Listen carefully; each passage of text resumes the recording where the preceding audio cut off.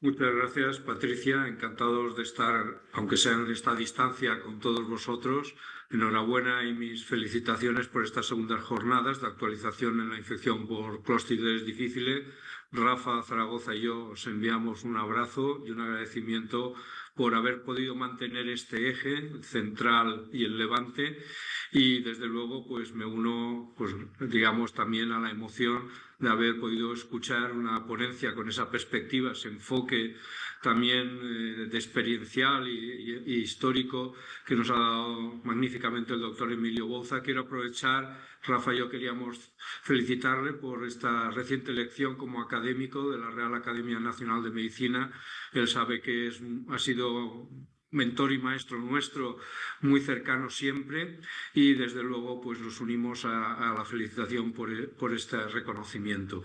Y ya sin más, pues tenemos la suerte que el Levante hoy está representado por la doctora Esperanza Merino, que sí que ha tenido el corredor del AVE abierto, y Rafa y yo pues estamos aquí en Valencia. Habíamos pensado, con el permiso de la sala y de los compañeros de esta primera mesa, muy dirigida a la infección por Clostridioides difficile en perfiles de pacientes, en pacientes vulnerables, muy especiales, que quizás daríamos paso, cambiaríamos ligeramente el orden, daríamos paso ahora ya mismo, en cuanto yo acabe la presentación, al doctor Rafael Zaragoza. Expondría él el perfil de paciente del mundo crítico, el paciente de la UCI y de reanimación, y luego ya, por dar una continuidad más, digamos, cómoda o lógica, le daríamos paso a las personas, a las compañeras que estáis en la sala, a la doctora Maite Vidal, a la doctora Elena Martínez y a la propia doctora Esperanza Merino, para centrarnos en los perfiles de pacientes, pues el más vulnerable, frágil, geriátrico, con comorbilidades, polifarmacia, con el paciente con enfermedad inflamatoria intestinal del mundo de digestivo, y los pacientes, variados pacientes, no son todos iguales, pero diferentes tipos de inmunocomprometidos o inmunodeprimidos por parte de la doctora Esperanza Merino.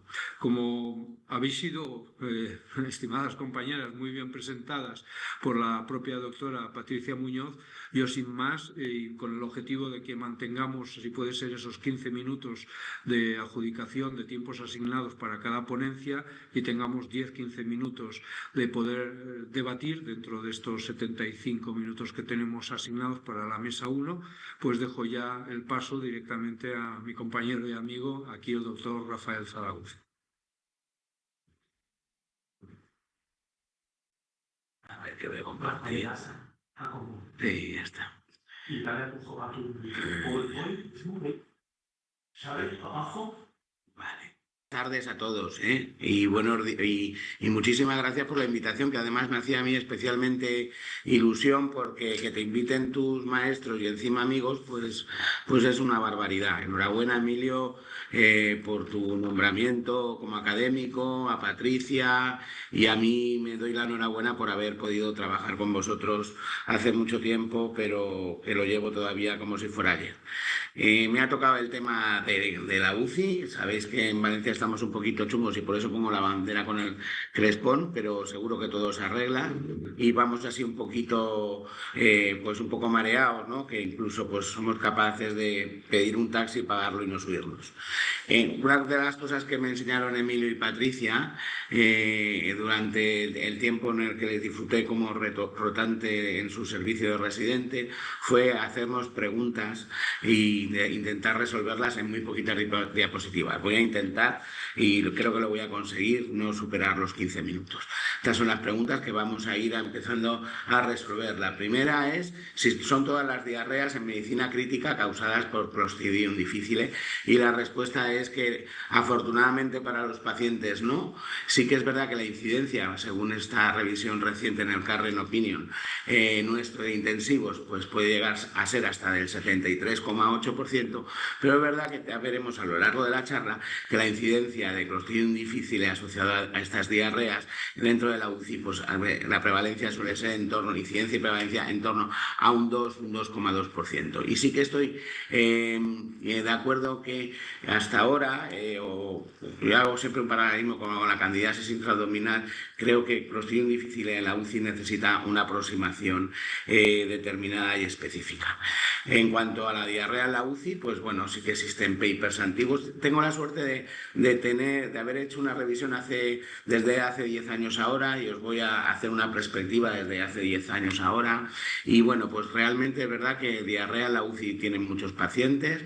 Es verdad que no más de 4 episodios a día, lo otro suele ser muy complicado, incluso los tenemos que poner una sonda rectal y eso es mucho más incómodo para los pacientes y genera complicaciones. Pero bueno, es lógico que para tener una diarrea en la UCI, factores de riesgo asociados, pues que utilicen nutrición enteral con un alto contenido energético, que el paciente lleve antibióticos, que lleve antifúngicos o que sea inmunosuprimido, esto inmunodeprimido. Pues eso, bueno, es una cosa que sabemos, pero me gustaba recordarla. Bueno, vamos a empezar a hacer ya la foto de dónde vienen y qué es Clostridium difficile en la UCI. Esto es extraído de un trabajo, cito bastante a Gregorio Marañón durante la charla, por corazón y por conocimiento de ellos y por experiencia. Y bueno, pues a lo mejor en el seno del hospital el Clostridium difficile representa un 4% de todos los episodios en el hospital. Quizás sea así, en nuestro centro es parecido y además es verdad que no tenemos mucho, pero es verdad también que nosotros coleccionamos, valga la impresión, no solo el propio enfermo crítico, sino que también los pacientes hematológicos, los pacientes oncológicos, los pacientes con trasplantes de órganos, los que lleven IBPs o con pacientes con enfermedad renal. Pues lógicamente estos pacientes cuando se ponen malitos con Clostridium difficile fuera de la UCI también vienen a la UCI. Bueno, esto es fácil, pero es verdad que tenemos que tener en cuenta que estos enfermos, que sobre todo vienen de fuera de la UCI, Emilio en uno de sus papers y de revisión del año 2010, si no me equivoco, lo explica muy bien, pues se ingresan más graves y tienen bastante más complicaciones que cuando el Clostridium difficile es adquirido dentro de la unidad. Entonces sí que es verdad que tenemos que estar encima del Clostridium difficile, hay que estar de muchas formas. Y bueno, este es otro paper de hace muchos años, ya del grupo francés de intensivos, un poquito para saber incidencias y tener la foto, pues es un estudio francés por Zahar y que bueno, pues que incluye 5.260 pacientes, de los cuales un poquito menos del 10% tienen diarrea en la UCI y 69 tienen una infección por Clostridium difficile, que supone el 13,5% de las diarreas y de nuevo el 2% del total de pacientes. Sí que esto también se va a repetir, salvo en un metaanálisis que os voy a contar luego, que la mortalidad no varía en el paciente en la UCI que tiene Clostridium difficile y el que no. Pero sí que lo que ocurre es que desgraciadamente sí que aumenta la estancia y las comorbilidades del paciente durante su ingreso hospitalario. También Emilio, y le estoy repitiendo mucho Emilio, pero es que ya luego lo veréis, pues en este paper que es más reciente, es una serie que está sacada de un ensayo clínico de Clostridium difficile en pacientes ventilados, o sea que pues un poco intenta explicarnos la distribución de los pre-UCI, los de dentro de la UCI, los que el paciente adquiere Clostridium dentro de la UCI y los que lo cogen después. Y fijaros, en color verde, pues la mayoría de ellos son los de INUCI, que es pues 3 días, después de 3 días de ingreso de la UCI hasta que salen 3 días después. Bueno, los factores de riesgo son iguales o diferentes para dentro de la UCI. ¿Y cuál es el papel de la colonización? Bueno, por los factores ya os digo que yo no he encontrado mucha diferencia. Este es un paper también muy antiguo, ya de más de 14 años, publicado en el JES, y los criterios son muy parecidos o son muy fáciles de recordar. Pero sí que es verdad que, de nuevo, en este paper último que os he comentado del ensayo clínico, que bueno, pues intentan buscar factores de riesgo para desarrollar una infección por Clostridium difficile en la UCI. Como veis, ninguno de ellos de los clásicos fue significativo. Bueno, es difícil, yo creo, distinguir los factores de riesgo de dentro y fuera de la UCI. Sí que me he preocupado en buscar el papel de los antibióticos actualmente en la UCI. Este es un trabajo polaco del uso de antibióticos en la UCI y si os fijáis, pues sí que ha estado siempre descrito con clindamicina, pero ellos se refieren al aumento de incidencia como efecto adverso tanto de ceftriaxona como de piperacilina tazobactam en los últimos años, como podéis ver al final de la gráfica de la derecha. Medir la colonización antes de cuando el paciente ingresa, durante su ingreso y después, pues la verdad que la incidencia es, como veis, muy bajita. La incidencia de pacientes que ingresan con colonizados por Clostridium difficile pues no llega al 2% y sí que es verdad que llega hasta el 4,3% con los pacientes que ingresan, pero solo muy poquitos, en este caso de 16 pacientes, 4 desarrollaron finalmente infección. Pero sí que tenemos que tener en cuenta que hay otras series que nos hablan de que una colonización mayor también puede depender de la técnica de detección, aunque la mayoría de ellas en estos artículos son moleculares, pues un 9,3% de las admisiones pueden tener un Clostridium difficile toxigénico, pero es verdad que existe una transmisión dentro de la UCI, una colonización dentro de la UCI, que yo creo que debe ser un objetivo que debemos tener en todas las unidades de cuidados intensivos, evitar su transmisión cruzada. Bueno, yo creo que esto también para reflexionar y que lo que sí que está claro, que el paciente que está colonizado previamente, en este estudio mejor diseñado con más pacientes y reciente del año 2023, pues sí que parece que la colonización de Clostridium difficile claramente es un factor de riesgo con un ratio de casi de 12 para el desarrollo de infección. Bueno, y dentro de la UCI, clínicamente, ¿tenemos características diferenciales? Pues bueno, voy a dar una serie de datos, una serie de números, que también los podía haber puesto antes en la foto. Esto también hace 10 años, en un trabajo grande de MICE, publicado en Critical Care Medicine, pues muchos pacientes también, más de 5.000, la incidencia 5,39 casos por 1.000 pacientes día, y fijaros que la diferencia que veo yo, que casi un tercio, esto se va repitiendo a lo largo también de la historia, pues va a comportarse como zooséptico. Antibióticos previos llevan todos o casi todos y de hace 10 años ahora en el paper famoso que se estoy viendo como referencia en la actualidad, pues son un poquito menos de pacientes. Sí que sabemos que la prevalencia es del 3,2%, fundamentalmente de adquisición intra-UCI, que la incidencia actual puede ser un caso por 1.000 días de hospitalización, que el zooséptico sigue estando presente al menos en una cuarta parte de los pacientes y que llegamos a colectomía en el 1,2%. Y esto también se repite a lo largo del tiempo. Y claro que lógicamente cuanto más malita, según da igual la clasificación que utilicemos para clasificar el episodio de infección, cuanto más malitos son pacientes, son severos con complicaciones, pues más mortalidad tienen, que llegar hasta el 50 o 55%. O sea que no estamos hablando de ninguna tontería. Simplemente, como características diferenciales y que luego a lo mejor nos va a servir para elegir el tratamiento, en este también trabajo ya antiguo, es que la mayoría de los pacientes con Clostridium difficile en la UCI tienen que seguir llevando antibióticos. Y esto yo creo que es una característica que a lo mejor fuera de la UCI no se considera. El clásico papel de Emilio, también con Marta, que hace muchos años que no la he visto, pues que nos decía que dentro de las UCI de los críticos pues disminuía la incidencia de Clostridium difficile por 10.000 días de estancia. Fijaros lo que ocurre en su centro, y cuando intentaba establecer diferencias entre la UCI, entre el episodio pre-UCI o UCI, pues clásicamente lo que os he comentado antes, sí que parece que había una mayor estancia del paciente que adquiría el episodio dentro de la UCI, pero sí que también lo que parecía que se complicaban más los que el Clostridium venía de fuera. Trabajo clásico coreano, pequeñito, que nos dice cómo se presenta en las UCIs, en qué forma se presenta el Clostridium en las UCIs, pues como diarrea, como Emilio. Los pongo para que tengáis la referencia, porque también es pseudo reciente, pero vuelvo a repetiros que la importancia, no encuentra mucha diferencia entre las dos presentaciones, pero que lógicamente que cuando se presenta como fulminante, cualquiera de las dos conlleva una mortalidad súper alta.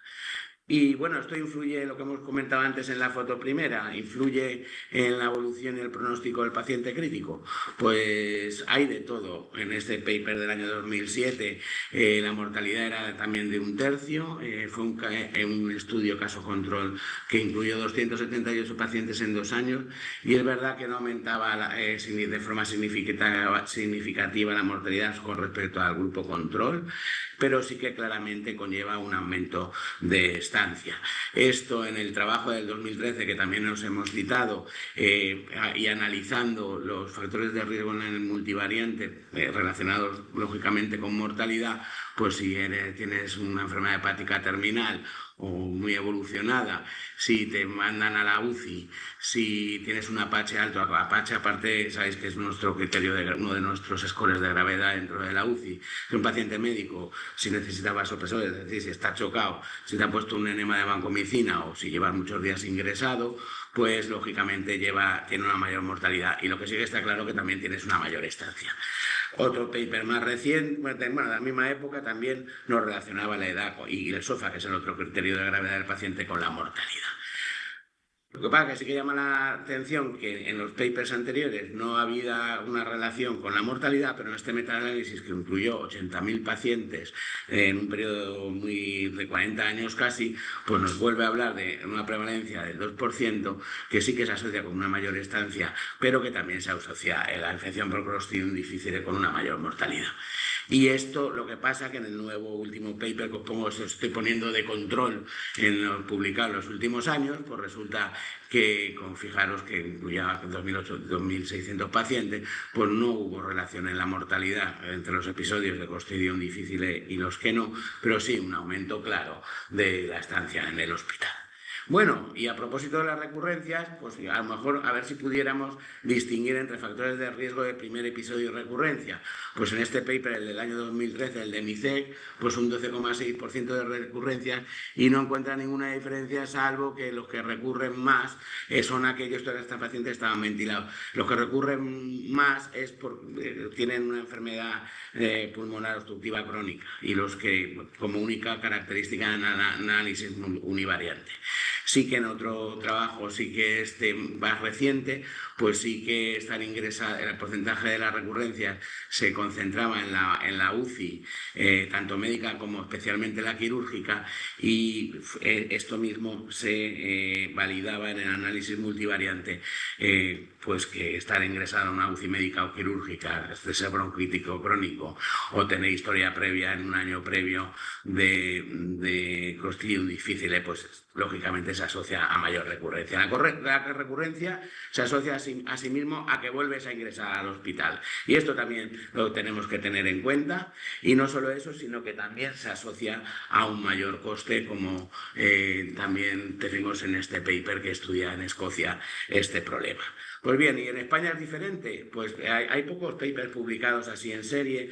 Sabéis que en los intensivistas tenemos el ENVIN y estoy terminando. Llevo 14 minutos.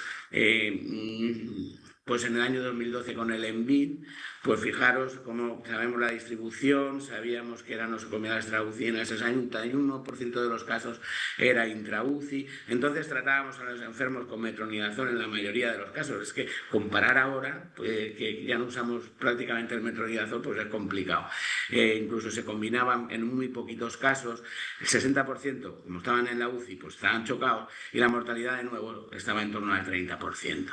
El trabajo, el PROCID, que yo creo que intervenimos muchos, no muchísimos, Emilio por supuesto entre ellos como uno de los líderes, pues también sobre un montón de pacientes, pues nos fuimos a dar cuenta que la mortalidad no variaba tampoco la mortalidad, aunque la PEZ era de 0,15, pero fijaros que el 37,5% de los pacientes fallecía, y sí que parecía que un factor de riesgo para su desarrollo era el fracaso renal crónico. Lo repasamos un poquito este estudio. De nuevo, un 2,6% de los pacientes en la UCI presentan diarrea y de esos 16 pacientes, un 8,4% la infección por Clostridium, siendo severa en el 12,5% de los casos y presentando recurrencia en el 12,5% de los casos, por 12,5% de los casos. El ribotipo 0,27 solo estuvo presente en el 12,5% y es lo que hemos comentado, que la infección era más frecuente en los pacientes con insuficiencia renal crónica. No hubo una diferencia en la mortalidad y voy a hacer las dos últimas diapositivas como una reflexión sobre el tratamiento. Y basado en este trabajo que dice, ¿qué ocurre si te adhieres a esto? También en neumonía hay muchos en la UCI.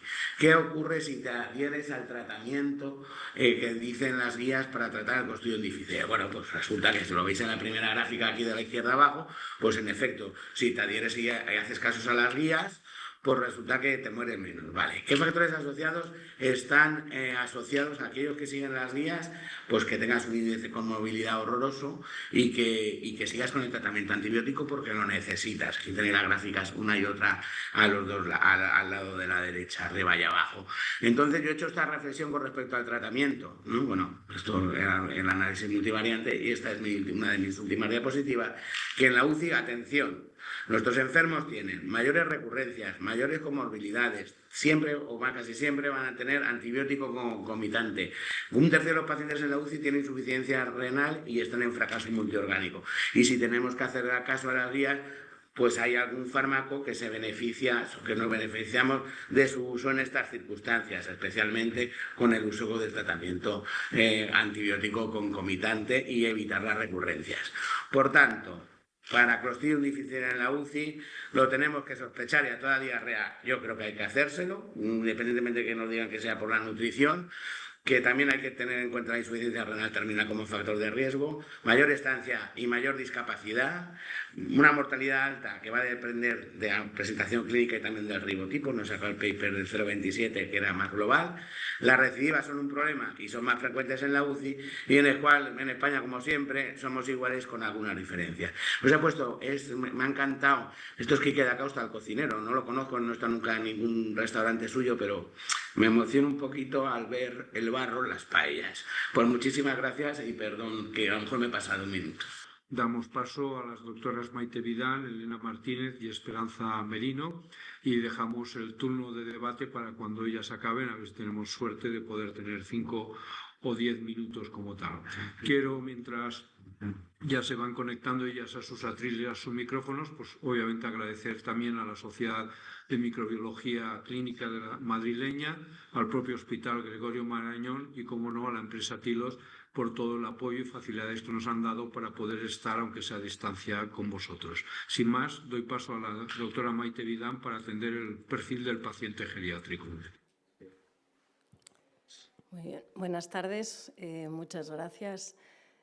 Muchas gracias a Patricia por la invitación, a la Sociedad Madrileña de Microbiología y, por supuesto, a TILOTS y a todos vosotros.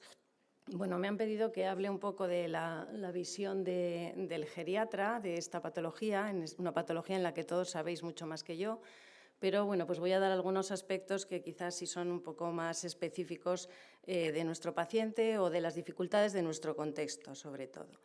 Bueno, sabemos que la infección por Clostridium es la infección más común asociada a los cuidados sanitarios y los principales factores de riesgo para esta infección pues son la edad, que aumenta conforme aumenta la edad, aumenta el riesgo, la hospitalización y el uso de antibióticos.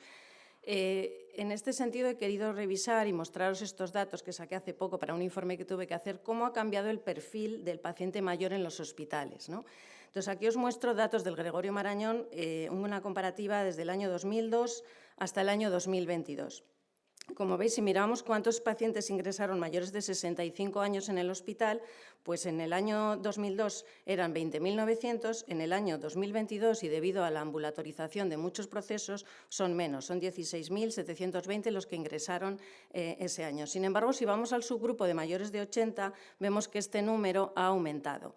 Ha aumentado, cada vez está más envejecido el hospital y lo más importante es que el 23% de los ingresos en el hospital eran de mayores de 80. A día de hoy hemos repetido a veces este corte. Cualquier día del año 24, el 25% de los pacientes ingresados en el hospital son mayores de 80 años. Esto es en nuestro hospital, pero estoy segura que es en casi todos los hospitales grandes al menos, ¿no? Ha cambiado un poquito en distintos servicios, en el nuestro ha cambiado mucho porque ha crecido el número de camas y porque bueno, pues cada vez vemos pacientes, la edad media de nuestro hospital ya sobrepasa está cercana a los 90 de nuestra unidad de agudos, pero también, por ejemplo, en el digestivo, como veis, 167 tenían en el año 2002, 363 en el año 2022, ¿no? Mayores de 80, o sea, pacientes muy envejecidos en todas las plantas. Además de estos pacientes, el 60-70% reciben antibióticos, o sea que esto es bueno, pues un caldo de cultivo para el problema del que estamos hablando, ¿no? Pero hay otro escenario que también quería poneros un poco sobre la mesa, y es que, por ejemplo, en la comunidad son las residencias de ancianos. En la Comunidad de Madrid, 50.000 personas viven en residencias de ancianos y estos son 400.000 en toda España, las personas que ahora viven en residencias de ancianos. Y a residencias de ancianos en nuestro país van las personas mayores, con mucha comorbilidad, con generalmente mucho deterioro funcional. O sea, a día de hoy poca gente va estando funcional y sana a una residencia de ancianos. La mayoría todavía desean vivir en sus casas y son pacientes muy deteriorados, muy frágiles y muy propensos a infecciones, ¿no? Bueno, además os iba a mostrar bueno, conoceréis seguramente el estudio mundial sobre la carga de enfermedad. Ha salido hace poco un subanálisis de la carga que supone el Clostridium en los mayores, en la evolución desde el 2000 al 2019. Entonces, como veis, la muerte atribuible a Clostridium difficile estandarizada por edad casi se ha duplicado, tanto en mujeres como en hombres. Esto no es lo mismo en todos los países, es más importante en América, que está en las columnas en verde, y en Europa, cómo ha sido el aumento y cómo es ahora mismo la prevalencia. Pero no solo la muerte atribuida a Clostridium, sino todavía esto otro que a nosotros como geriatras nos preocupa más, que son los años de discapacidad atribuible a una enfermedad, en este caso a la infección por Clostridium, ajustado por edad. Bueno, pues veis cómo también casi se ha duplicado con el paso de los años, desde el 2000 al 2019, los años de discapacidad atribuible a la infección.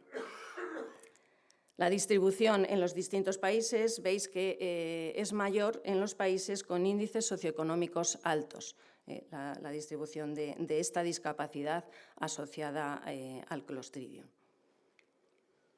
Bueno, ¿y por qué son pacientes de especial riesgo los mayores? Bueno, pues esto es bastante sabido. Son pacientes que tienen mayor vulnerabilidad, tienen mayor riesgo de contraer la enfermedad, pero además tienen mayor riesgo de que la enfermedad sea grave, tenga criterios de severidad, tienen mayor riesgo de muerte directamente atribuible a esta enfermedad y además bueno, pues esta infección en el 60-70% de los casos se da en personas mayores de 65 años. ¿Qué los hace más vulnerables? El que tienen más ingresos hospitalarios, más frecuentes, más prolongados y en los que, como hemos visto, se utiliza mucho antibiótico, el vivir en residencias de ancianos, las comorbilidades. Hoy en día, bueno, pues mayores de 80 años hay un porcentaje bajísimo que no tengan otras comorbilidades asociadas, especialmente cardiopatías, enfermedad renal, etcétera. El haber tenido antecedentes de enfermedad inflamatoria o enfermedad hepática crónica, las alteraciones del sistema inmune, el que son más proclives a tener cepas más patógenas o el que tienen una flora intestinal pues, más pobre, ¿no? Eso los hace de especial riesgo. Algunos autores han diseñado scores de riesgo. Dentro de todos estos factores, ¿cuáles tienen más importancia? Este es un score de riesgo de contraer la enfermedad. Entonces, como veis en el recuadro, los principales factores de riesgo de contraer en el mayor son la hospitalización, la institucionalización en residencia, el uso de antibióticos en el año previo, enfermedad inflamatoria intestinal, hepática o renal, cardiopatía, la edad, sobre todo mayor de 75, y en este estudio que se hizo en Estados Unidos, el ser residente en la región noreste, que también es una región pues, económicamente más favorecida, digamos. En este score que iba de 0 a 22 puntos, bueno, ¿qué es lo que principalmente, o para qué es lo que principalmente nos ayuda? Pues que aquellos pacientes que tenían un score bajo, menos de 7, tenían un valor predictivo negativo muy alto. Lo demás, los factores de riesgo, pues los conocemos todos bien, ¿no? Con respecto al uso de antibióticos, bueno, con respecto al uso de antibióticos, no todos los antibióticos son iguales en el riesgo que confieren en el mayor. Y este es un estudio que se hizo en una residencia de ancianos en Canadá, donde se les sigue a los pacientes durante 12 años y incluyen pacientes mayores de 65 años. Lo que analizan como caso son los días con infección y excluyen aquellos que habían tenido infección en los 60 días previos. El perfil de pacientes incluidos, lo veis ahí, son pacientes mayores de 85 años, más de la mitad de ellos, la mayoría mujeres, 40% recibían IVP, el 20% habían tenido antibióticos en los 90 días previos y el 80% tenían algún grado de dependencia, eran dependientes para el aseo, para la higiene, para la utilización del baño. Bueno, pues en este perfil de pacientes en residencia, ¿cuáles fueron los antibióticos que se asociaron a mayor riesgo? Pues la clindamicina, por supuesto, conocida desde hace años, como os ha dicho el doctor Bouza, pero también veis la moxifloxacina se asocia a un riesgo muy superior que, por ejemplo, amoxicilina, clavulámnico. Dentro de las cefalosporinas también alto riesgo, sobre todo cefixima. Es que no sé si aquí lo veis, bueno, casi se ve mejor sin nada. La cefixima también un alto riesgo de mayor riesgo de infección por Clostridium, ¿no? Y además, de acuerdo a la duración, tampoco eran exactamente iguales todos los antibióticos. En todos hay una tendencia a aumentar el riesgo conforme aumenta la duración del ciclo antibiótico, pero esto es especialmente importante, por ejemplo, el moxifloxacino, que como veis está en la figura, en la gráfica segunda, en la del medio, el color moradito. Bueno, pues veis que ese es el que tiene claramente una tendencia en cuanto va aumentando la duración del curso antibiótico, también amoxicilina, clavulánico, pero sobre todo también en la gráfica de la derecha la clindamicina y las cefalosporinas. ¿Qué factores de riesgo para que la infección sea grave? Bueno, pues no he encontrado muchos artículos de esto, pero sí que las guías, en base a lo poco publicado que hay, nos dicen que las dos cosas más importantes para que la infección sea grave en el paciente mayor son la edad avanzada y la presencia de múltiples comorbilidades. En ambas hay una dosis-efecto, en la edad empieza a partir de los 65 años, en la comorbilidad también, aunque no ha quedado definido claramente cuál es el número de corte a partir del cual las comorbilidades se asocian, si son 3, 4 exactamente, a partir del cual se asocian a mayor gravedad, eso está todavía por definir. Y además, bueno, pues en esos estudios realizados parece que el uso de IVP y los antibióticos no está clara todavía la asociación a mayor gravedad, sí a mayor incidencia de la infección, pero no a mayor gravedad en el mayor. Riesgo de recurrencias, que es la otra cosa que todos tememos, bueno, pues factores del paciente. Dentro de los factores del paciente, el haber tenido un episodio previo de infección por Clostridium es el más importante, bueno, además de la edad y estas 3 comorbilidades como más importantes.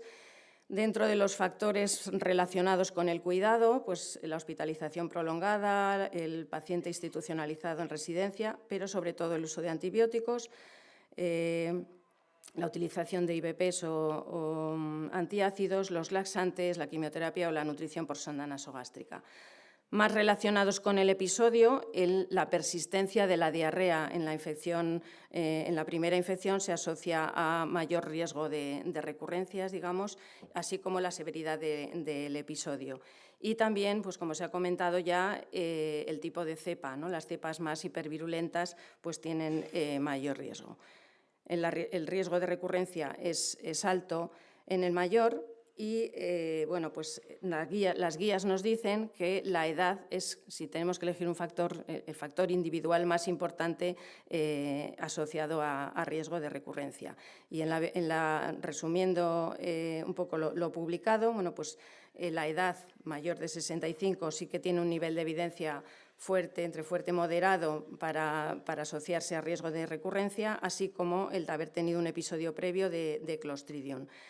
Los cuidados sanitarios u hospitalización en 3 meses previos también se asocian, aunque el grado de asociación no es tan alto, el antibiótico previo también y el uso de IVPs también.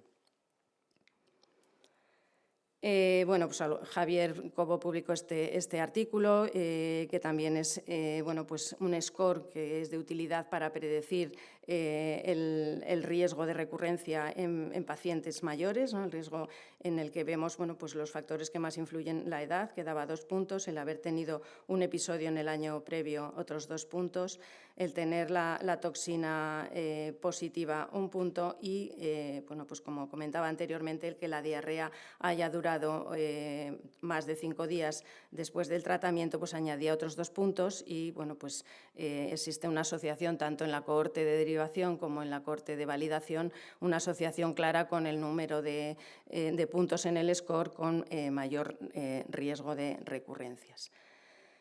Además, las recurrencias, pues pasa como lo que ha comentado el doctor Zaragoza en la UCI, pues también tienen unas consecuencias distintas y este es un estudio hecho en pacientes de Medicare que vivían en residencias de ancianos. Entonces, en este estudio, resumiendo, nos muestra cómo la hospitalización en los 30 días siguientes por recurrencia es mayor en los pacientes que tienen recurrencia, en el lado de la izquierda.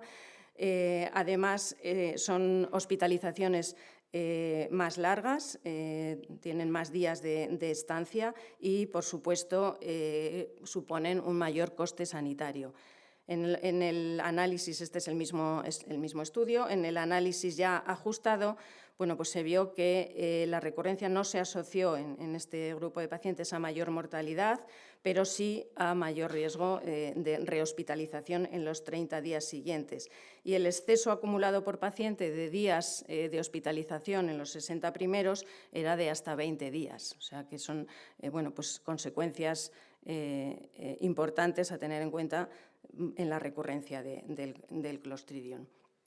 No voy a hablar nada del tratamiento porque el tratamiento sois todos mucho más expertos que yo, simplemente decir o mencionar que las guías ya colocan la edad como factor de riesgo alto de recurrencia y ya recomiendan como tratamiento inicial primero la fidaxomicina. Y, pues de esto se va a hablar. Y ya, para terminar, simplemente dejar abiertas algunas cuestiones que nos pueden servir un poquito en el debate de escenarios o cuestiones abiertas de mayor desafío. Y es el paciente mayor de riesgo colonizado, especialmente cuando no está ubicado en el hospital y no tenemos capacidad de hacer pues todo el estándar de estudio diagnóstico para diferenciar colonización de infección, que seguro que nos van a explicar después mucho mejor, pero son pacientes que a lo mejor están en una residencia en los que pues la diarrea puede aparecer por distintos motivos, nutricionales, por motivos de pues problemas intestinales previos, etcétera, y a veces no es fácil esta distinción. La prevención cuando se precisan pautas largas de antibiótico por otra infección. Yo trabajo bastante igual que Sofía, en ortogeriatría y ahí tenemos pánico pues, a las infecciones de prótesis que van a requerir durante muchísimo tiempo tratamiento antibiótico crónico y esto pues, a veces es un poco pesadilla cuando el paciente ha tenido ya una infección por Clostridium. El paciente reingresador, que reingresa múltiples veces, agudizados, etcétera, siempre con tandas de antibióticos, infecciones de orina muchas veces no bien confirmadas, etcétera. Cuando hay dificultad para la administración por vía oral, también en pacientes, o sea, no solo los pacientes críticos, sino pacientes que están en residencias con dificultades para la deglución, demencias, etcétera, pues también nos suponen un reto en estos tratamientos. Y el paciente institucionalizado en sí. Nosotros en Madrid lo hemos resuelto bastante bien desde que existe la figura de geriatra de enlace y entonces tenemos siempre un geriatra en contacto con las residencias que nos permite traer la muestra en el momento en que el médico de la residencia nos lo reclama y pautar desde el hospital el tratamiento para que vengan a recoger pues, la fidaxomicina, el tratamiento que consideremos al hospital y llevarlo, ¿no? Entonces, lo hemos resuelto así, pero no sé si en todos los demás sitios, creo que es algo que podemos luego debatir.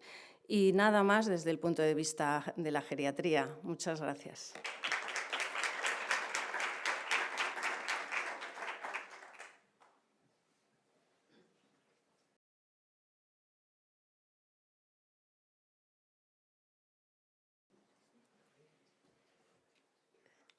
Buenas tardes. Yo me sumo a los agradecimientos de mis compañeros, a Patricia, a la Sociedad de Microbiología Clínica de Madrid y a Tilos por contar conmigo en estas jornadas. Bueno, no sé si te tenía que dejar hablar.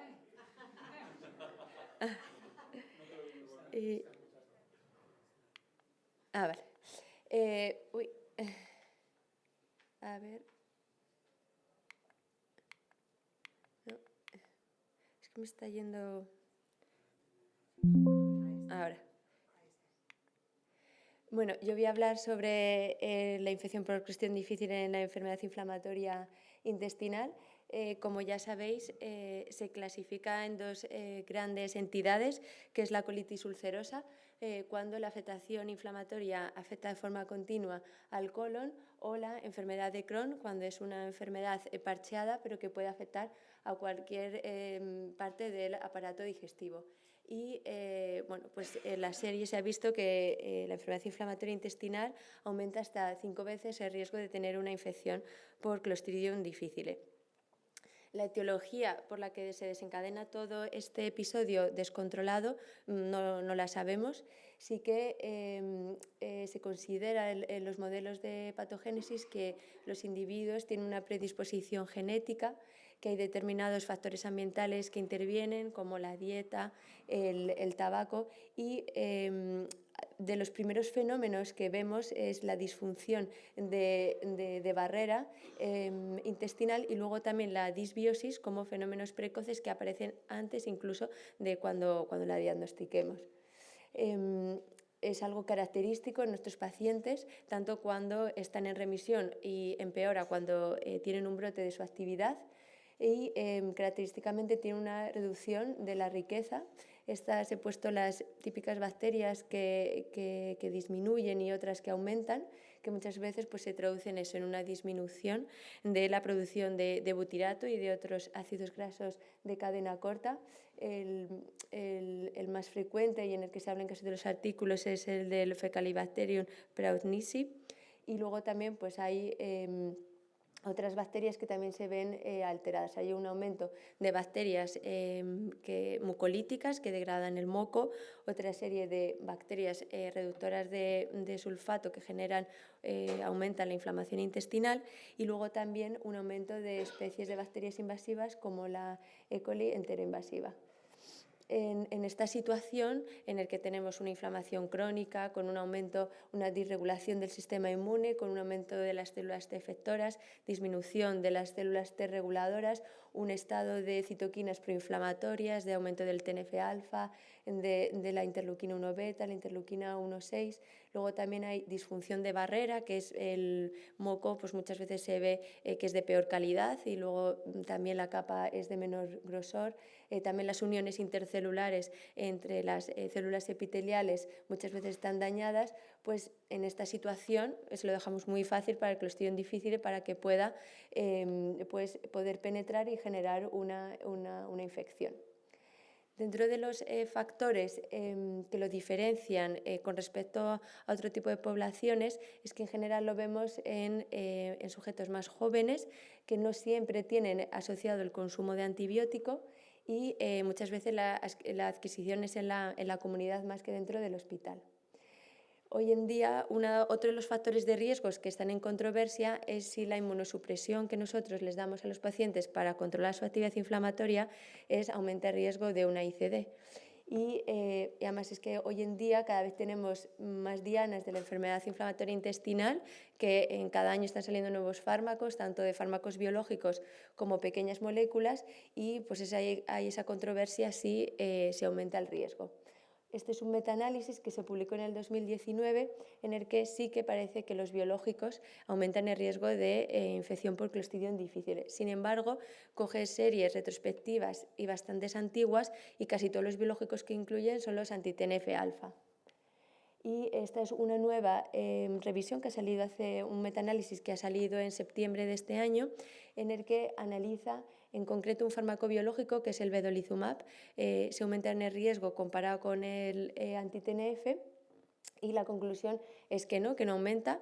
Este es un fármaco, el vedolizumab, que es que bloquea, es una antiintegrina que bloquea la interacción entre el linfocito contra el MAdCAM-1, ¿vale?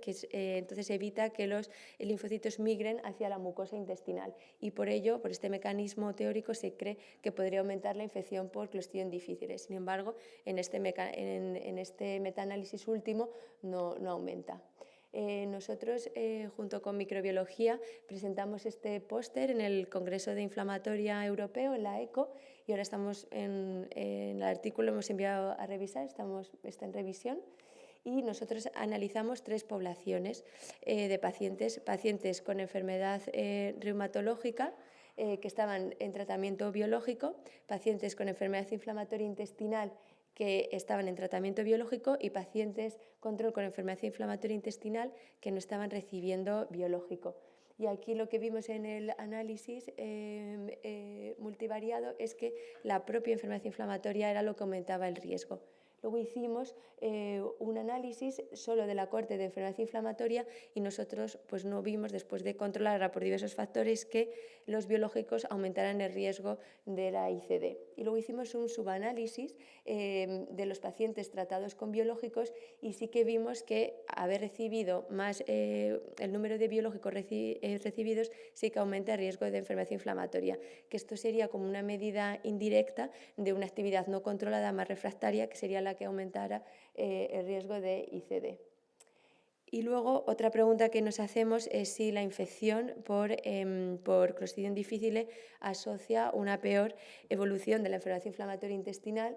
Pues las series antiguas sí que parece que hay un aumento de colectomía, de estancia hospitalaria, de brotes y de refractariedad en el tratamiento. Pero, sin embargo, estas son series bastante antiguas que cogen los primeros biológicos y no tenemos hoy en día evidencia con los nuevos tratamientos que van saliendo. Y además, muchas veces para nosotros es muy difícil distinguir si puede asociar una peor evolución de la enfermedad inflamatoria intestinal porque sea el paciente infectado con una enfermedad más agresiva y que lo que realmente curse con una peor evolución sea la propia enfermedad, que estos pacientes tienen más riesgo y por lo tanto también tienen más riesgo de ir mal de su propia enfermedad inflamatoria. Luego, ya pasando al diagnóstico, nos es muy difícil pues evaluar cuando un paciente tiene una infección por Clostridium difficile o cuando se trata de un brote de enfermedad inflamatoria más una colonización, o cuando incluso son ambas cosas, porque no se sabe tampoco la relación que puede tener el Clostridium, si puede desencadenar un brote o incluso agravar el propio brote. Por ello, y entonces en el diagnóstico, para intentar distinguir entre infección y brote de enfermedad inflamatoria, desde el punto de vista clínico, nos es imposible porque todos nuestros pacientes pues tienen siempre diarrea, tienen dolor abdominal, muchas veces tienen sangre y igual que la definición clásica de ICD, que es más de 3 deposiciones al día.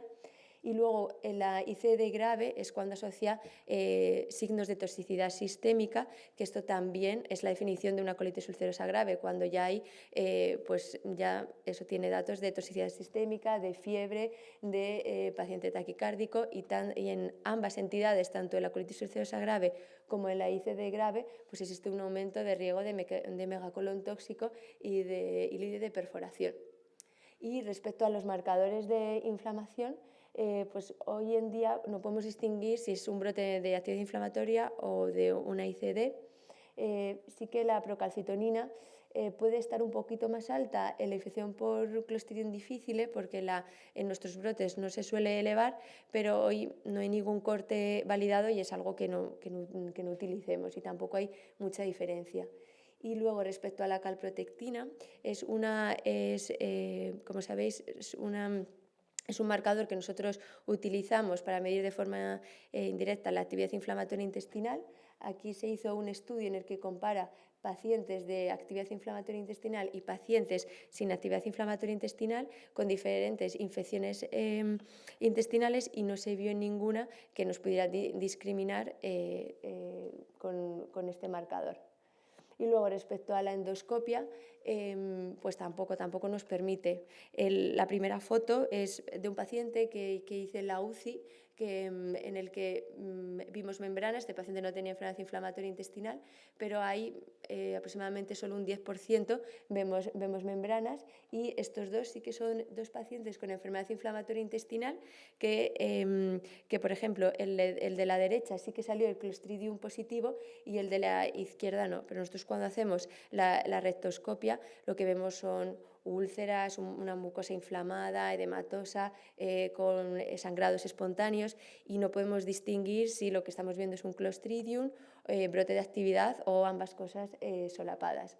Y luego en la histología, en las biopsias, tampoco sirven de ayuda. Por lo tanto, hoy en día ni la clínica, ni los marcadores de inflamación, ni la endoscopia, ni la histología nos permiten distinguir entre una infección por Clostridium difficile y un brote de su propia inflamatoria. Por ello, a todos los pacientes, cuando se presentan con un brote de enfermedad inflamatoria intestinal o empeoran en su curso, las guías recomiendan, y es lo que hacemos, hacer screening para el Clostridium. Respecto al tratamiento, el tratamiento recomiendan que sigamos igual que la población general. Las guías en general para los pacientes con inflamatorio, es verdad que se prefiere más la fidaxomicina, aunque las guías americanas ponen los dos al mismo nivel. Y he hecho un resumen de la evidencia que hay, porque normalmente estos pacientes, la evidencia que hay del tratamiento es muy escasa, porque normalmente son excluidos de los tratamientos cuando analizan la ICD. En el caso del metronidazol, es algo que en general no se recomienda, son pacientes de alto riesgo, y esto es un estudio retrospectivo comparado con vancomicina, en el que parece que tienen peores outcomes, peor evolución los pacientes tratados con metronidazol. En el caso de la fidaxomicina, los datos también son muy escasos. Este primer estudio es un estudio que mira la farmacocinética de la fidaxomicina y de su metabolito en pacientes con enfermedad inflamatoria intestinal, y se ve que tanto la concentración en sangre como la concentración en heces del fármaco es similar a los pacientes con enfermedad inflamatoria intestinal que a los pacientes sin ella. Y respecto a la eficacia, lo único que hay son estudios retrospectivos, que el mayor tiene una N de 33, y pues se ve de una respuesta de un 61 a un 100% y la recurrencia de un 19 a un 30%. Ya hablando de los antibióticos con una pauta extendida, la vancomicina sí que hay un estudio retrospectivo también en pacientes con colitis ulcerosa, la mayoría, y sí que se ve que el tratamiento extendido con vancomicina disminuye el riesgo de recurrencias. En el caso de la fidaxomicina no hay ningún estudio. Y por último, no me voy a meter mucho en el trasplante de microbiota fecal. Este es un tratamiento que no está aprobado para la propia enfermedad inflamatoria intestinal, sí que se puede usar fuera en ensayo clínico, pero sí que se puede utilizar dentro de una infección por Clostridium difficile recurrente. Hay publicados 3 metaanálisis, este es el último que estaba publicado, en el que incluye 777 pacientes de 15 estudios, y se ve pues, que es bastante eficaz, con una eficacia del 81% con una sola sesión y del 92% cuando se hacen varias sesiones. Y pues no asoció especialmente toxicidad, e incluso en algún pequeño porcentaje de los pacientes pues consiguió mejorar su actividad de base. Y por último, los datos del Bezlotosumab. Este es un estudio que ha salido también muy reciente, este año, en el que es un ensayo clínico que lo que hace es controlar el trasplante de microbiota fecal con el anticuerpo, con una infusión de cada uno de los dos, y luego también un brazo de placebo. Y se vio que añadirle el anticuerpo pues no asociaba mayor beneficio que el del propio trasplante de microbiota. Y luego, respecto a qué hacemos con la inmunosupresión, cuando nos encontramos con estos pacientes, pues esto ha cambiado en las nuevas guías. Antes pues tenía más tendencia a esperar. Hoy en día pues lo que nos recomiendan es que tratemos ambas infecciones al mismo tiempo, tanto la infección por Clostridio difficile como la inflamatoria, que no suspendamos la inmunosupresión, e incluso que en unos 3 a 5 días, si vemos que el paciente no mejora, pues que escalemos. Y estos son dos artículos publicados en lo que la escalada del tratamiento inmunosupresor no asoció peor evolución en estos pacientes, e incluso con los corticoides ponerlos de forma precoz tampoco. Y por último, la última diapositiva es lo más importante para poder prevenir la infección por el Clostridio difficile, es que logremos una remisión de la actividad inflamatoria, y que hoy en día, de hecho, pues ya somos... O sea, ya no solo es que el paciente no tenga síntomas, sino que intentemos lograr una curación histológica de los pacientes con actividad inflamatoria intestinal. Y ya por último, las conclusiones es que bueno, pues nuestros pacientes tienen pues una disbiosis intestinal, datos de disfunción de Barrera, una inflamación crónica persistente, que todos ellos son factores que facilitan la infección por ICD. Tenemos siempre mucha dificultad en el diagnóstico, en discernir si es un brote, si es una colonización, cuánto es su propia actividad inflamatoria, y que por ello, ante síntomas de brote o empeoramiento a lo largo de un brote de actividad inflamatoria, siempre debemos de hacer screening del Clostridium difficile, y si sale positivo, tratarlo, porque no vamos a poder diferenciar. Y luego hay poquita evidencia del posicionamiento de los tratamientos en este grupo de pacientes, porque la mayor parte son excluidos de los ensayos clínicos. Son pacientes de alto riesgo, y en general se considera la fidaxomicina una mejor opción, porque además es un antibiótico más selectivo, o si no, pues también como otra alternativa la vancomicina. Y lo que he remarcado antes, que si vemos que el tratamiento del Clostridium no funciona, pues debemos escalar en la inmunosupresión. El trasplante de microbiota fetal parece que es efectivo en estos pacientes en la ICD recurrente, y también siempre cuando analizamos estos estudios, igual que en el diagnóstico de la propia infección, también en la recurrencia tenemos mucha dificultad en diagnosticarla. Y es clave pues, para evitar nuevos episodios de ICD recurrente, que hagamos todos los esfuerzos para controlar la propia actividad inflamatoria intestinal. Y ya está. Muchas gracias.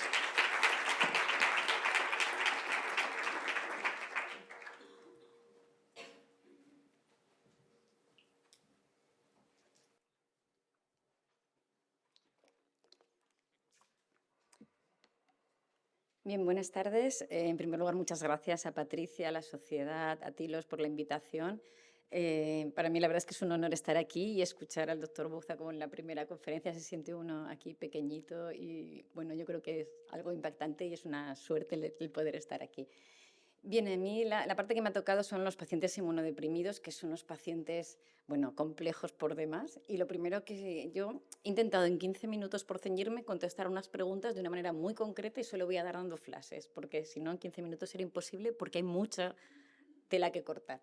Entonces lo que uno se pregunta es, ¿el paciente inmunodeprimido tiene la infección más frecuente? ¿Es más grave? ¿Recurre más? Sobre todo para ver qué vamos a hacer de cara al tratamiento, ¿no? Pero es que la primera pregunta es, ¿qué es un paciente inmunodeprimido, ¿no? Entonces, en un paciente inmunodeprimido, cada uno pensaremos en unas cosas. Y entonces ya partimos de ahí. Pero bueno, dentro de los inmunodeprimidos, yo al revisar la literatura lo que me he planteado es, bueno, ¿qué tipos o qué grandes clases de inmunosupresión podemos hablar? Y luego estos inmunodeprimidos tienen más factores de riesgo. Tienen la edad, tienen la enfermedad inflamatoria, tienen inmunosupresión, quiero decir, tienen muchas más cosas.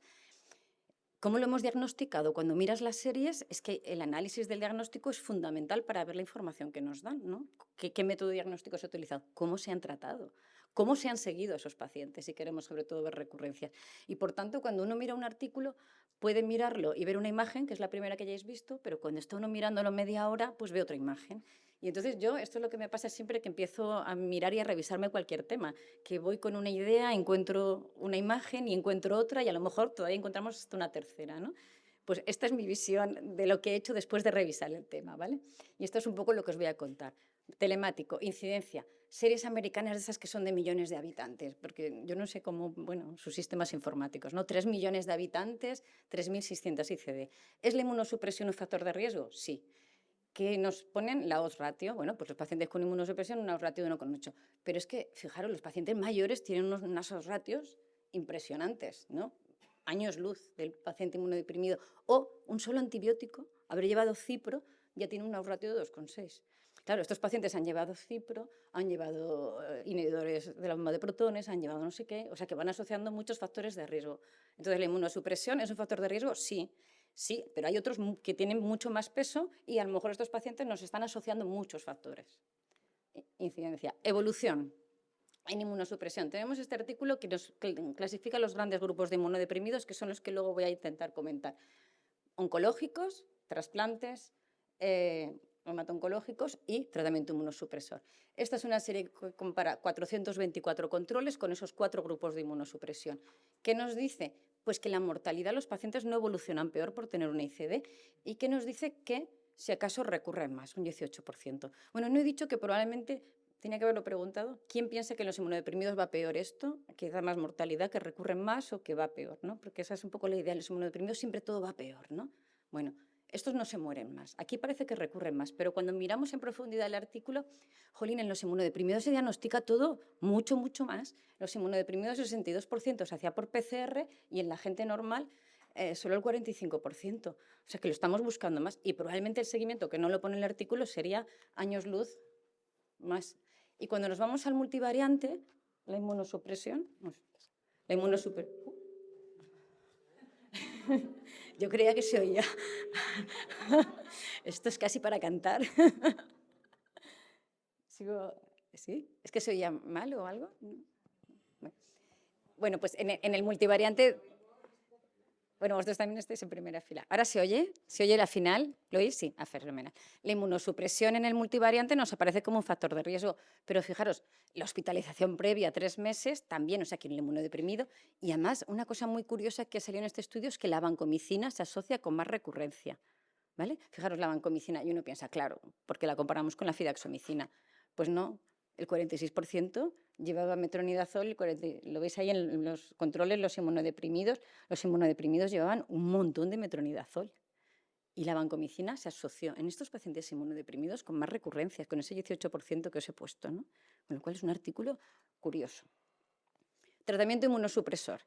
Pues nos vamos, claro, tratamiento inmunosupresor, ya ha comentado la compañera, hay, ¿no? Biológicos, corticoides, ¿no? Los pacientes no tienen nada que ver y además los pacientes tienen otras características. Pero nos vamos aquí y a mí me llama la atención a veces cuando la gente publica, yo que no publico, pero que leo, cuando ponen tan seriamente nuestra revisión sistemática demuestra que el tratamiento inmunosupresor se asocia. Vale, millones de estudios, muchos pacientes, y que miran, shock, fallo respiratorio, ingreso en UCI, vale, claramente el tratamiento inmunosupresor se asocia. Uno lo mira y ves el metaanálisis y dices, bueno, pues ya no, igual no tanto. Y cuando te vas a los artículos, es que la mayor parte de estos igual no se diagnosticaron por PCR. Y cuando se diagnostican por toxinas, sabemos que la carga es mayor, que esos pacientes van peor y además estos pacientes se trataron con metronidazol. O sea que se asocia, no lo sé, no lo sé. En estos pacientes diagnosticados así, tratados así, parece, digo yo, pero no esa contundencia con la que publican. Y luego cuando dice, además solo 3 estudios los ajustamos con comorbilidad. Joder, si la comorbilidad es la fundamental, ¿no? Pues no sé, ya digo, yo no publico, pero me llama la atención lo que publican los demás a veces. Corticoides, pues eso, viene uno a mirar esto y te dicen, sí, los corticoides claramente se asocian con recurrencia.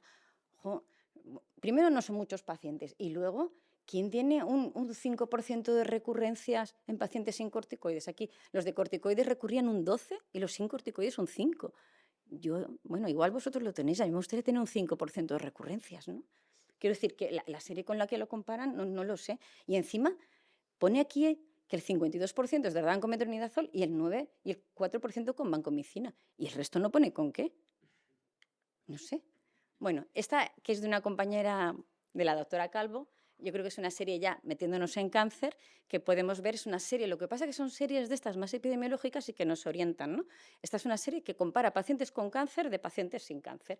Es la del BINCAT, recoge todo el 2018 y entonces mira, 127 pacientes comparado con 508 pacientes.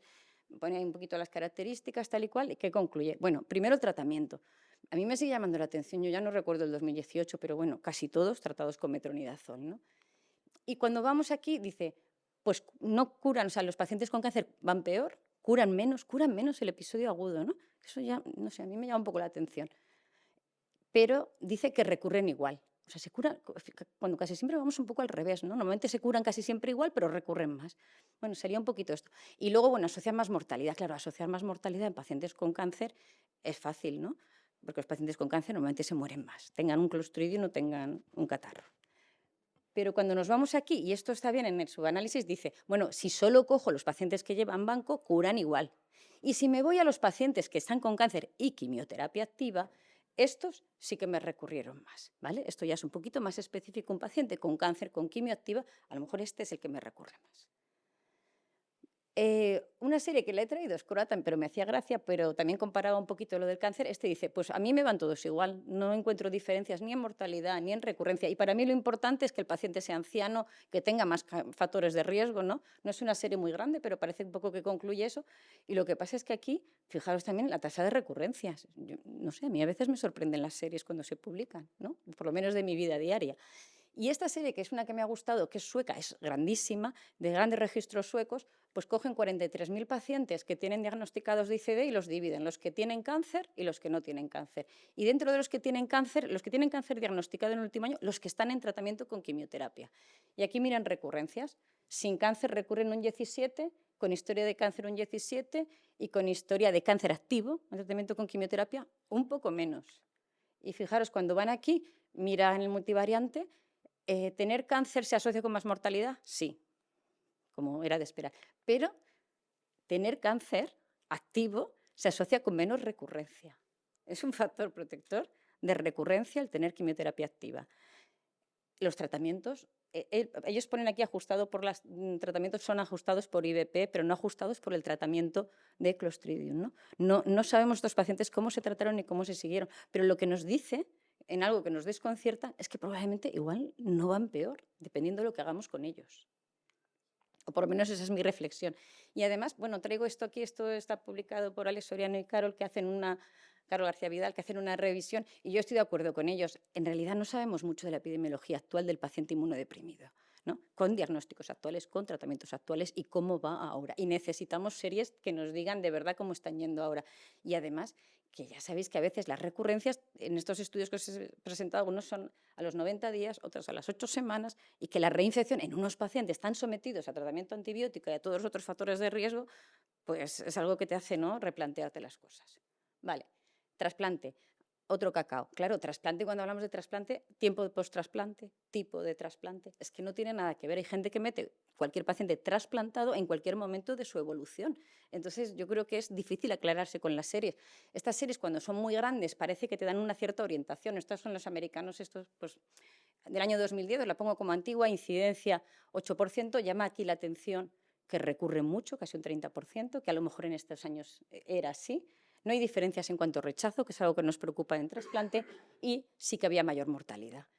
Series un poquito más recientes, pero también con estos números gigantes, pues del 15 al 16, lo que ven, como son series de estas que cogen de las bases de datos, lo que ven es que tener un Clostridium es un marcador de ir mal, de mortalidad, de ingreso hospitalario.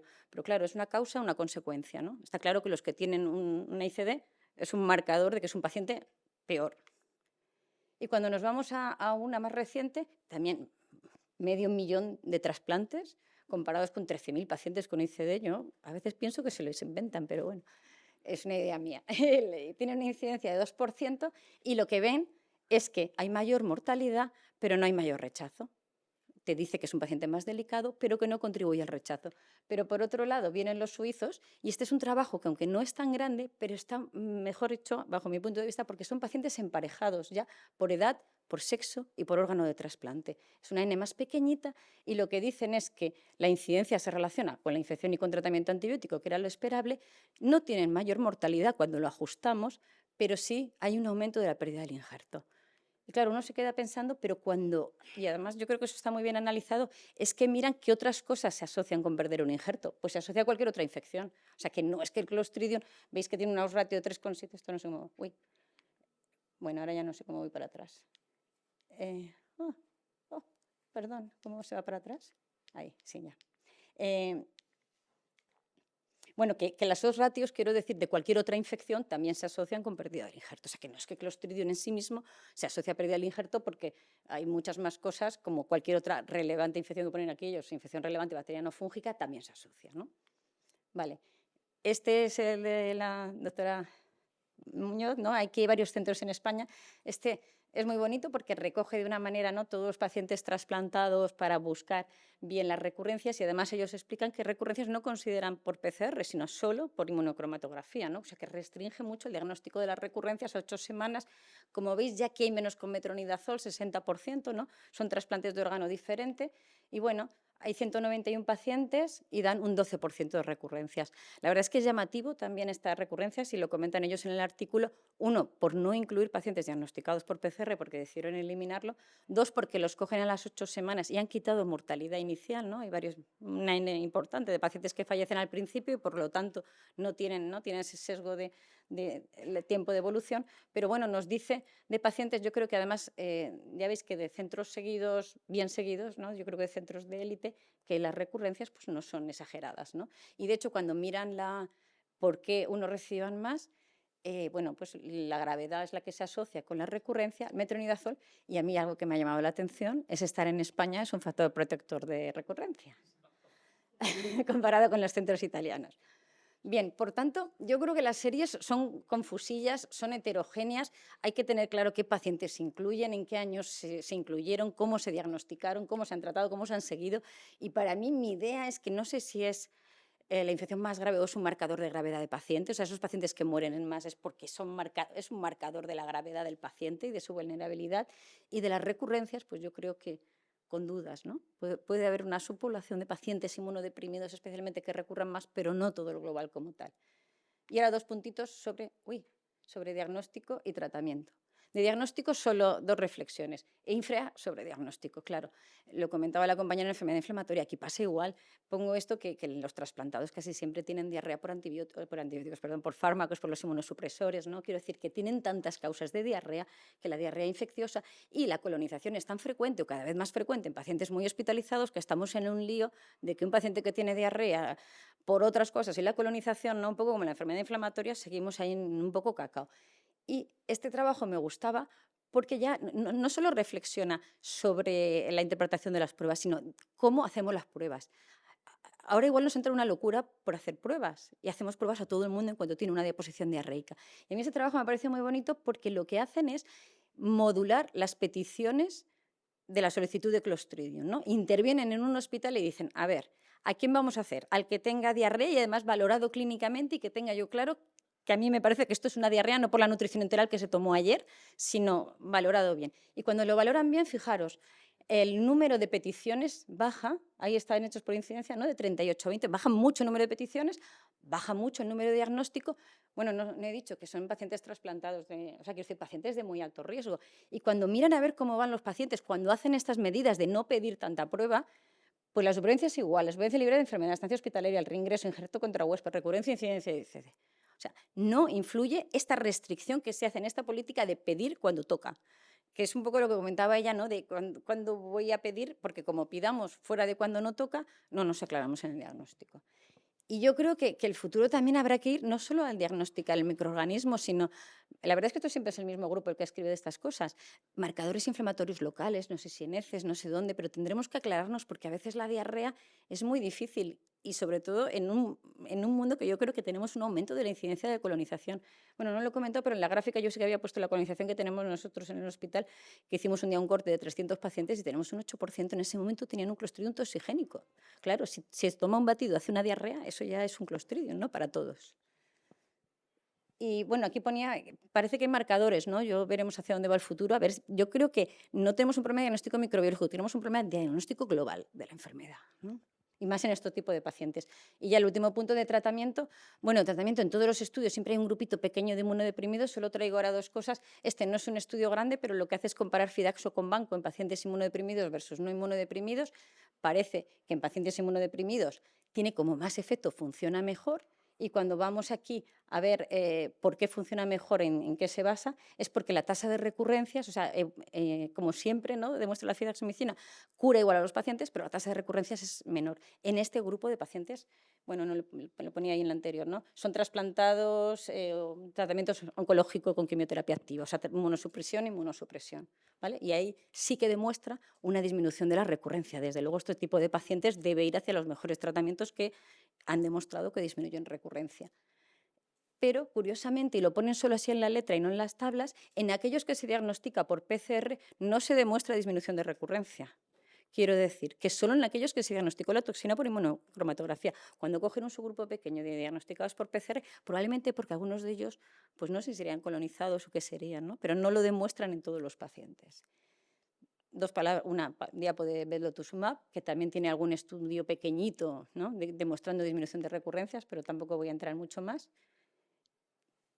Trasplante, bueno, pues que al principio daba mucho miedo en inmunodeprimidos, pero parece que va viendo datos y no da tanto miedo. Y luego que, porque es del grupo de Mark Wilcox, y entonces me ha llamado la atención, ¿no?, las inmunoglobulinas que las abandonamos hace 1000 años, ¿no?, que a veces se trataban. Bueno, pues presenta una serie pequeñita y en la que dice que donde lo mejor le funcionan ellos son unos pacientes donde ya no se sabe qué hacer, ¿no? Es para el próximo que pone ahí, ¿no?, próximo paso. Paciente que de manera aguda no va bien, cuando ya no sabes qué hacer, el paciente sigue mal. Bueno, pues ellos dan a poquitos pacientes, pero dan inmunoglobulinas, y donde más les funciona es en el grupo de pacientes inmunodeprimidos, ¿no? Como tener esta idea para una infección grave en este paciente. Y de hecho es que hay estudios que sí que sabemos que los inmunodeprimidos, el nivel de inmunoglobulinas antitoxinas de IgA, tanto en suero como en heces, como expresión a nivel de la mucosa, es menor. Entonces, a lo mejor este subgrupo de pacientes, que es lo que hemos pensado de vedolizumab, pero ya no lo vamos a tener, pues a lo mejor será una opción a plantearse. Profilaxis, también algo complejísimo, ¿no?, la profilaxis. La verdad es que hay un metaanálisis que dice que la profilaxis en pacientes de alto riesgo podría ir bien, pero hay que valorar el daño ecológico en la microbiota que pueda suponer todo esto. Hay otro estudio ahora reciente también que dice que parece que previene, ¿no?, pero en que disminuye la incidencia primaria, ¿no?, en pacientes. Ahí lo tenéis, no son 254 pacientes. No sabemos cuál fue el criterio de darlo, porque es un estudio retrospectivo. A unos se les dio vancomicina de profilaxis pensando que podían tener un clostridio y no tener más, a otros no se le da. Sí que disminuye la incidencia, pero fijaros, en la penúltima, es que no sé cómo se señala, pero cuando pone indicación del test, en los que no llevaban profilaxis, se hizo muchos más test que en los que llevaban profilaxis. Claro, si en los que no llevas profilaxis también lo estás buscando mucho más directamente, eso hace un poco cuestionable el resultado, ¿no? Y bueno, yo para terminar, nada, contaros unos datos nuestros que hemos hecho con el doctor Merchante, que no ha podido venir, ¿no?, que hemos recopilado durante las bases de datos que teníamos y durante unos años en un proyecto FIS que estamos juntos, pues los pacientes que vemos con Clostridium. Entonces hemos cogido pacientes, los dividimos en 3, lo presentamos esto en la SEIN, que lo hemos mandado ahora a publicar. Y bueno, pues del año 2014 a 2017 como una base histórica, del 2018 al 20 como cuando ya empezamos a cambiar un poco los tratamientos, y después del 2021 cuando hemos empezado a ver sistemáticamente como PROA, y de hecho así lo hemos titulado, el impacto de PROA en el tratamiento. Los vemos todos sistemáticamente, ellos en su hospital, nosotros en el nuestro decidimos qué se trata, qué no, cómo lo tratamos, lo seguimos, quiero decir, todo bastante igual. Y entonces lo que sí que, bueno, se ve un poquito la tendencia que hemos tenido, como metronidazol cada vez hemos ido tratando menos, la gris, como la banco ahí subió y luego está en un 54, y como pues Fidax o Veldo subieron, ¿no?, un poco el mapa que a lo mejor podría tener muchos de vosotros, ¿no?, en los hospitales. Y lo que nos llamó la atención, aparte de eso os traigo esto, es que donde más hemos impactado son los pacientes inmunodeprimidos. En los no inmunodeprimidos no tenemos diferencias en la tasa de recurrencia. Sí en otras cosas, en mortalidad, en hospitalización por recurrencias, pero en los pacientes inmunodeprimidos es que antes de empezar a verlos recurrían un 30% en nuestros hospitales. En el periodo intermedio un 22% y en el último periodo un 15%. ¿Vale? Entonces, mis conclusiones son, bueno, la inmunodepresión sí parece que es un factor, ¿no?, probablemente asociado con otros más. No tengo muy claro que la ICD sea más grave en estos pacientes y puede ser un marcador de gravedad en estos pacientes. No sé qué pacientes recurren más, a lo mejor algunos subgrupos, pero sí que a nivel clínico y de base, pues que si lo hacemos mejor, creo que podemos impactar. Y bueno, ya yo siempre termino con alguna foto de Alicante y reivindicando, pero ahora me he venido con esta que además fue una falla que a mí me impactó. Yo tengo un pie en Valencia, un pie en Alicante, porque estoy dividida. Y esta fue una falla que apareció después del COVID, ¿no? Sabéis que las fallas se caracterizan por lo grande, por el color y por lo bonito. Y era una cara de fallera en blanco y negro y con lágrimas, y la verdad es que fue una falla que me impactó, ¿no? Y yo creo que, bueno, pues va muy en línea con lo que estamos ahora. Pero decir que además lo hablaba con un valenciano que decía que, bueno, que el pueblo valenciano que construye obras de arte durante todo un año y que en una noche arrambla con ellas, las quema y las destruye, pues que será un pueblo que seguro que saldrá adelante de todo esto. Muchas gracias.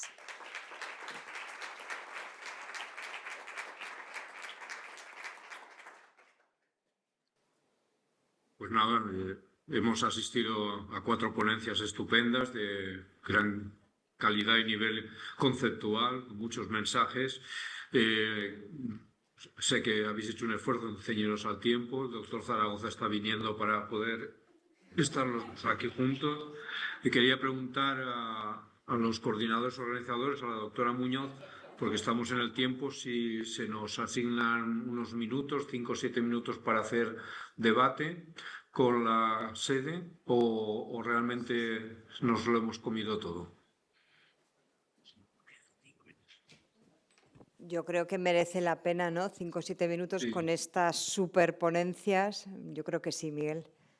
Pues de acuerdo, lo que no tenemos nosotros es el control de todo auditorio, que seguro que hay muchas personas interesadas y además gente muy entendida, experta, ilustre. Me avisáis si hay alguna pregunta por parte de las personas que estén allí. Y bueno, pues si no, si hay alguna Espera, mano Miguel, levantada, ¿hay que alguna nos decís. pregunta en la sala? ¿Queréis Claro, si hay alguna animaros? mano. ¿Hay alguna mano? Pues adelante tú, Miguel, porque no se animan, están así un poco serios.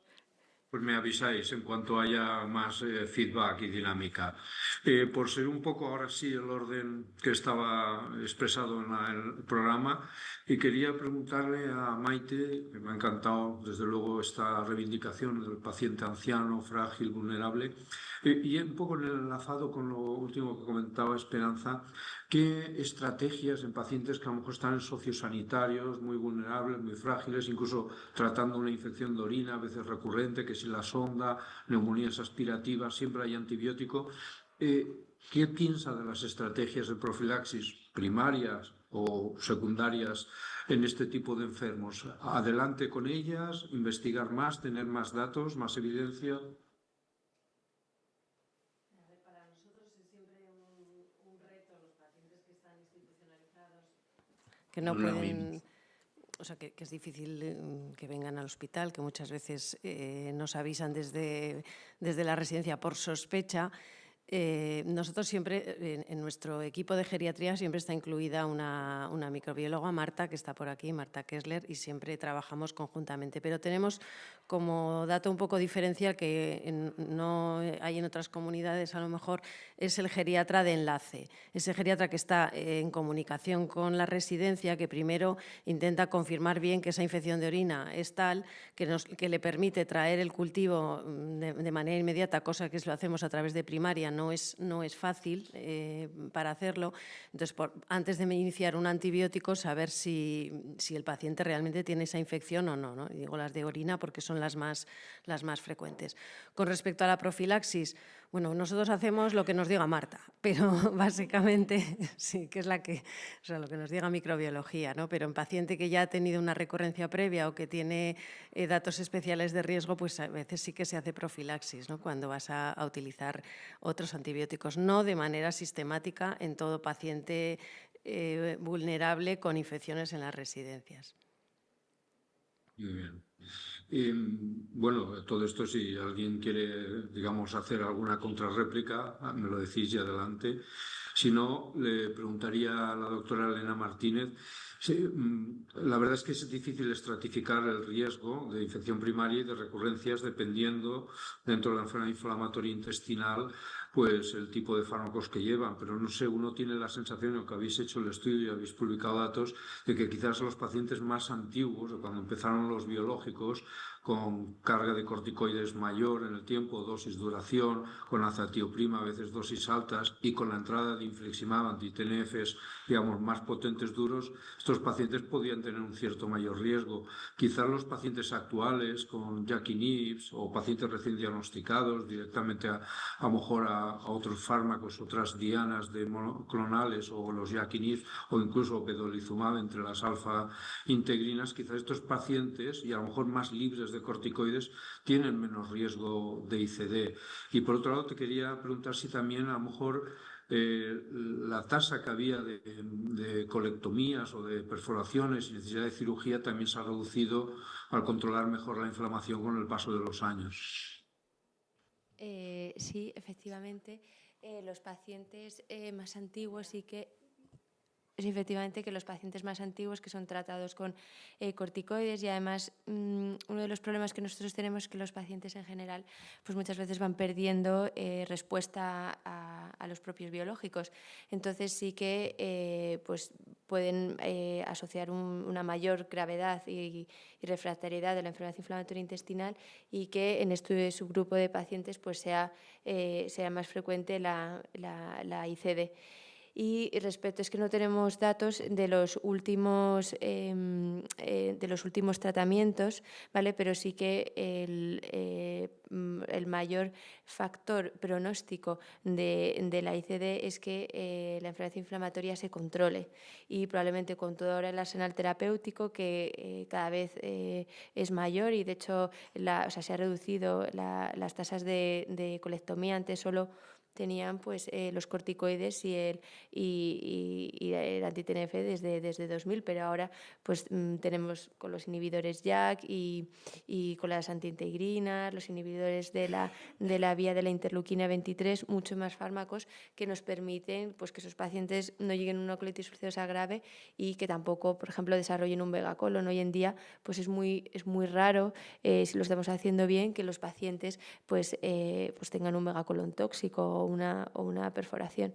Entonces sí que bueno, pues necesitamos datos, pero en concreto con la infección por ICD, pero sí que hoy en día se controla mejor la actividad inflamatoria. Sí, yo ahí te quería comentar por un aspecto experiencial que quizás cuando en el 2000, 2001 empiezan a llegar infliximab, todas las moléculas, incluso natalizumab, que después lo despechamos, lógicamente, la verdad es que pacientes con corticoides, acetioprima y infliximab llegamos a tener no solo el problema de brotes, el problema de ICD, sino que algunos de estos además hacían una colitis por CMV, a veces difícil de diagnosticar y también de tratar en este contexto de brote. Y bueno, la verdad es que ahora llevamos, pues yo creo que con la nueva etapa de fármacos, pues más de 7-8 años sin un CMV injertado en un episodio de brote de enfermedad inflamatoria intestinal o incluso con clostridios difíciles. No sé si vosotros habéis tenido experiencia similar. Sí, similar. Y de hecho, bueno, la infección por CMV es algo que también nos cuesta bastante en el diagnóstico, y porque claro, cuando nosotros hacemos las endoscopias, principalmente en el brote grave, las hacemos para tomar biopsias para descartar el CMV, porque sí que es asociado a una mayor refractariedad a corticoides y una mayor tasa de colectomía. Pero pues sí que los pacientes ya es más raro eso, que desarrollen puras colitis por CMV, y bueno, pues habrá que esperar un poco de tiempo para ver todo el efecto de los nuevos fármacos en el que tienen la evolución. Estupendo, gracias por compartir la experiencia. Esperanza, yo creo que has diseccionado muy bien todo lo difícil de heterogeneidad que es el paciente inmunosuprimido, cáncer, no cáncer, trasplante tal, no trasplante. Preguntarte, porque aún sigue habiendo duda, y yo, aunque creo que has dado mucha luz, sobre si en el caso del trasplante órgano sólido hay relación del episodio de ICD o de la recurrencia con el rechazo, la pérdida del injerto. Pero lo que no me queda claro, y había una teoría que no sé si se ha reproducido, era prepandémica, no sé, después de la pandemia ha habido más estudios, creo que no, en el caso del TPH y sobre todo del allotrasplante con enfermedad injerto contra huésped, había algún trabajo de Kieran Marr y del grupo que parecía que hacía un círculo vicioso donde el episodio de ICD podía favorecer a lo mejor la posibilidad de enfermedad injerto contra huésped y al revés, la enfermedad injerto contra huésped podía facilitar el episodio de ICD o que incluso fuera más grave, más difícil de tratar o más recurrente. En ese sentido, se ha revisado el tema, ¿cuál sería un poco la situación actual? ¿Se oye? Sí. Sí, es un grupo muy específico de pacientes donde además se parecen a los que comentaba ella. Es el paciente que yo creo que donde predomina la lesión de la mucosa intestinal cuando hacen la enfermedad injerto, ¿no? Contra huésped que tienen afectación intestinal y llevan tratamiento con corticoides, se están juntando ahí en un círculo vicioso de aumento de dos grandes factores de recurrencia de ICD. Y sí que es, de hecho, no entraba en ello, los estudios que hay en profilaxis secundaria o profilaxis primaria, lo plantean en este tipo de pacientes para evitar ese círculo vicioso. Y, de hecho, casi todos los que hay, la mayor parte de los que hay de dar profilaxis lo hacen en enfermedad injerto contra huésped. Por eso que tú dices, o sea, que quiero decir que sí que hay algún estudio que sigue manteniéndolo e intenta evitarlo dando vancomicina como profilaxis primaria o como profilaxis secundaria en un paciente que ha tenido una ICD previa y que luego le van a poner tratamiento antibiótico. O sea, que sí que es algo que se confirma y que se está intentando evitar en ese sentido. Sí, supongo que aquí ha influido mucho factores como puede ser el propio microbioma y los grupos que hacen profilaxis o no con el momento de la fase de neutropenia aún con quinolonas, ¿no? Y como se ha invocado que determinada disbiosis en el allotrasplante puede influir en el porcentaje de enfermedad injerto contra huéspedes. Es un factor también a lo mejor a controlar. Y me ha parecido muy interesante lo que has dicho de la inmunosupresión, el tema de la inmunoglobulina. Yo creo que esto incluso antes de la llegada, por supuesto, de fidaxomicina y de velotrozumab, a veces en pacientes muy ancianos con hipogamas, dábamos también desesperadamente gamma-globulinas, a ver si el pool de IgA era el adecuado, suficiente. Pero sí que la experiencia que tenemos en un grupo de inmunosuprimidos que en nuestro hospital, que son los errores innatos de la inmunidad, las inmunodeficiencias primarias congénitas, sí que vemos que incluso los pacientes que ahora están, digamos, empoderados y se administran subcutáneamente las inmunoglobulinas, no solo mejoran, sobre todo en inmunodeficiencia común variable, el control de norovirus o de campilos y tal, sino también los episodios de clostridioides difíciles, porque como tienen otras infecciones, también tienen mucha oferta y exposición de antibioterapia. Una línea, incluso no solo en ese subgrupo, Miguel, en algún otro más de inmunodeprimido que tienen, no solo este subgrupo. Pues nada, y Rafa, te tengo al lado, ¿te preguntas tú mismo o te...? No. Bueno, Rafa, muy interesante los datos Rapidito que nos quedamos sin café. Vale, sí, nada, rápida. Igual que has hablado de los pacientes con intubación endotraqueal, ventilación mecánica, con esa, digamos, especial investigación de ICD, episodios o de prevalencia, ¿qué ocurre en los pacientes? Y de hecho es un factor, ¿no?, la insuficiencia renal, pero ¿qué ocurre en los pacientes con terapias de reemplazo renal que necesitáis imponer? ¿Estos tienen también más ICD? Más Sí, que también hay algún trabajo pequeño que lo asocia, porque se basa en la insuficiencia renal crónica terminal. En la aguda sí que también hay algún trabajo que sí que lo asocia con mayor incidencia, sí. ¿Y en los ECMO? Porque siempre verán las preguntas. La del ECMO no lo sé, pero la del ECMO no lo sé, pero sí que sé que ECMO lleva antibióticos y antifúngicos hasta arriba y que muy probablemente pueda estar asociado. Pero lo que pasa es que a ver qué N tienes de ECMO para mirar esto, ¿no? Probable o posible, quizá. Pues muchas gracias, Rafa. Muchas gracias también a Maite, a Elena, Esperanza. Y desde aquí, Patricia, pues por no consumir más tiempo, un saludo a todos vosotros, al doctor Bouza. Y nada, cambio y corto.